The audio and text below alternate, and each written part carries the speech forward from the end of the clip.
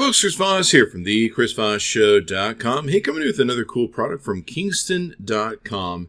This is the Kingston DataTraveler Vault Privacy USB Stick 3.0, and this thing is pretty darn amazing. It's a USB flash drive which provides affordable business-grade security with 256-bit AES hardware-based encryption in XTS mode. It protects 100% of your data that's stored on it, and it enforces complex password protection with minimum characteristics to prevent unauthorized access.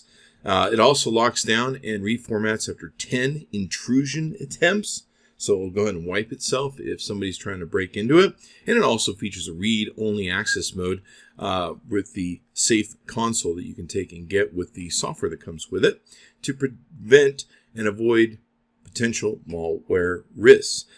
Pretty neat. This is great for organizations where they can customize drives to meet internal corporate IT requirements. You can co-logo, serialization numbering, number of attempted password entries, minimum password length, and customize product identifiers for integration into standard endpoint management software. So really cool what they put into. It's affordable business-grade security, features the Safe One console management, which is some software that can go on your computer. It can help you manage the device, the unit settings, etc.